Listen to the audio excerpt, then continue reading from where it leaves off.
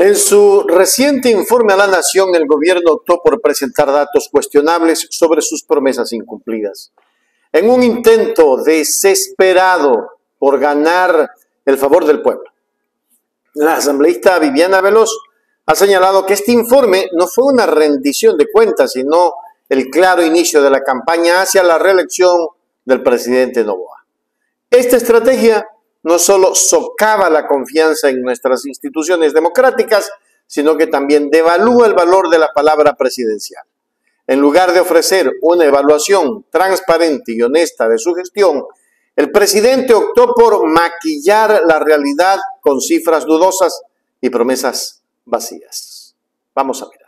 Empezar a desmenuzar varios elementos, que primero este informe a la Nación, que pese a tener 6 meses dentro del ejercicio de sus funciones, porque recordemos que es un periodo de transición derivado de la muerte cruzada para completar el tiempo que le faltaba por cumplir a Guillermo Lasso dentro del ejercicio de la presidencia. Pero lo que vimos el día viernes no fue un informe a la Nación, no fue una rendición de cuentas, fue un claro inicio de su campaña hacia la reelección, porque resulta que el presidente Noboa, desde que se posesionó, no ha pensado como gobernante y sus actuaciones no están moldeadas a ese escenario, sino que hacia el camino del 2025. En este discurso también es necesario hacer énfasis que se pretendió torcer la realidad e incluso afirmar que los hechos del 9 de enero del 2024 fue un intento de derrocamiento. Y escuchaba el análisis que hacía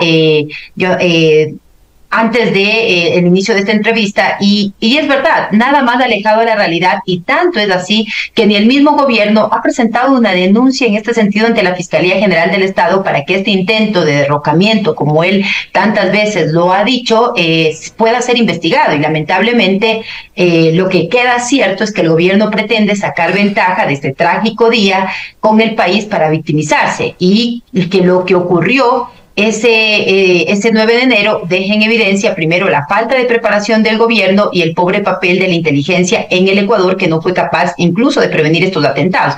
Ahora bien, con lo que acaba de mencionar, sabemos que son 6 meses. Y que queda claro que los desafíos que enfrentamos como país, la herencia de los 2 últimos gobiernos, no podrían ser resueltos de la noche a la mañana, ni siquiera en un lapso tan corto como el de 6 meses. Pero sí queríamos cifras reales, hablar hacia el futuro. ¿Qué va a pasar en el resto del tiempo que aún le queda en el ejercicio de la presidencia? Y sin embargo, no hubo un compromiso real, no hubo acciones concretas, no hubo política pública basada en la realidad dentro de este informe a la Nación. Solo hubo enunciaciones vacías con videos de campaña que carecen tanto de contexto y de sustancia y que faltan a la realidad tanto en el fondo como en la forma. Y otro elemento también importante es que aquel candidato que en ese momento era el hoy presidente Daniel Noboa, que hablaba que el anti tenía un techo y que el pro era infinito, no solamente el día del informe a la Nación, sino también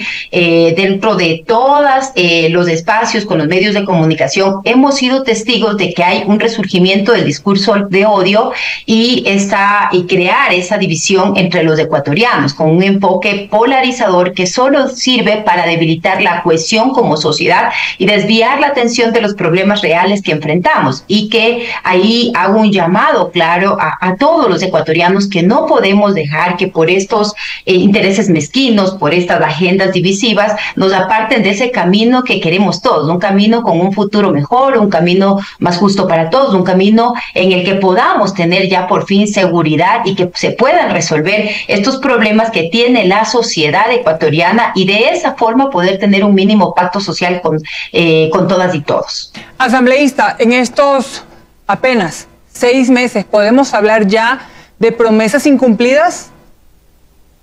Claro que podemos hablar ya de promesas incumplidas, y aquí viene una gran pregunta que hay que hacerle a los ciudadanos. ¿Quién está bien en el gobierno del presidente Noboa?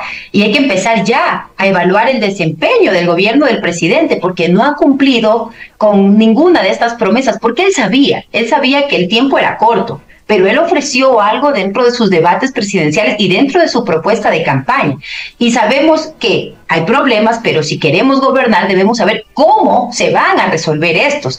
Y lo cierto que hay que recordar es que detrás de las cifras y de las estadísticas, también, Johanna, hay historias humanas que merecen la atención del gobierno. Por eso habría que preguntarle a las 61,000 familias de los menores que hoy se encuentran en situación de deserción escolar, si están bien con este gobierno, porque cada uno de estos niños y de estos adolescentes representa un potencial que está siendo desperdiciado y un futuro incierto. Debemos preguntarle también a las 81,000 familias de los migrantes que han tenido que abandonar el Ecuador, que cierto es que han dejado de transitar por el Darién, y ahora van hasta El Salvador y de allí comienza esta travesía para llegar a México y luego a los Estados Unidos.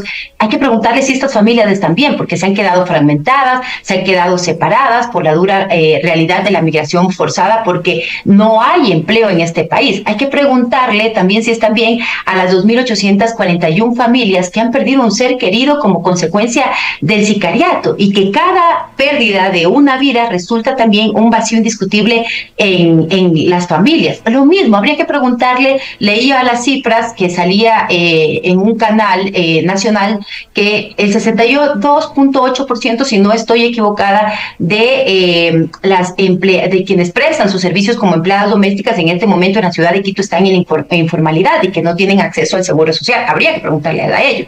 Así como también habría que preguntarle si están bien a los 16,000 pacientes que tienen insuficiencia renal, que están corriendo el riesgo de dejar de recibir este servicio público de salud, porque el gobierno no paga a las prestadoras de servicios externos. Y lo mismo, habría que analizar, porque el gobierno se ha llenado de falsas cifras. No hay tal 105,000 empleos prometidos, no hay la reducción de los índices de criminalidad, vacunas, extorsiones, secuestros, entre otros, como el gobierno también lo ha manifestado. Incluso tenía aquí él decía que el riesgo país ha reducido a 1,000 puntos, y eso es falso, tan solo ha reducido 662 puntos.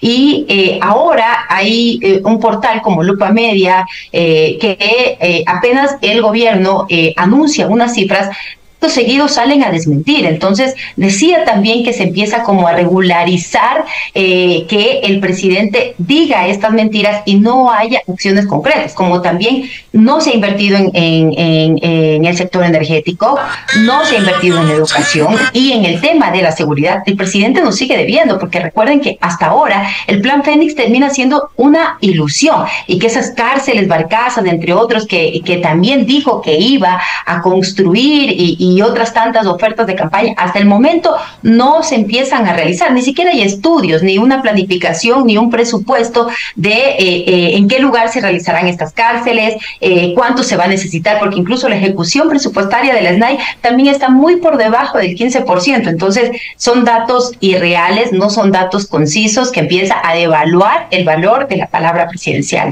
Lo que debería haber sido una oportunidad para rendir cuentas y mostrar avances concretos se convirtió en un espectáculo político enfocado en asegurar un segundo mandato. A pesar de los esfuerzos por presentarse como un líder efectivo, la falta de logros reales en estos 6 meses de gobierno es evidente. La ciudadanía merece una gestión que priorice el bienestar común y la verdad, no una administración que anteponga sus ambiciones políticas a las necesidades del país. Esta situación plantea serias dudas sobre el futuro de nuestra democracia y la capacidad del actual gobierno para cumplir con sus compromisos. Pero ya en el análisis estamos casi seguros que Noboa optará de cualquier manera por ser reelecto. Y quién sabe qué más nos toque vivir. Muy difícil la situación cuando un facho está en el poder. No se olvide, suscríbase a nuestro canal. El canal de la información.